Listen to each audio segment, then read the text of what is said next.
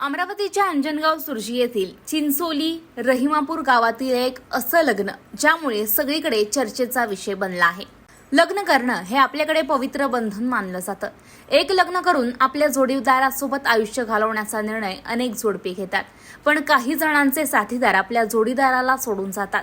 मात्र काही जणांना एकापेक्षा अनेक लग्नांवर विश्वास असतो, अशा वेळी ते आपलं वय देखील पाहत नाही। अशीच घटना अमरावती जिल्ह्यातल्या अंजनगाव सुर्जी तालुक्यातल्या चिंचोली रहिमापूर येथे घडली आहे।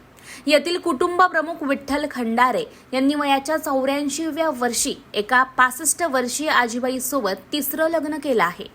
अंजनगाव सुर्जी तालुक्यातील चिंचोली रहिमापूर राहणाऱ्या या व्यक्तीनं 84व्या वयात तिसऱ्यांदा लग्न केलंय। हा विवाह करण्यासाठी आपल्या कुटुंबातील मुलगा, सून, नातवंडांनी संमती दिली होती।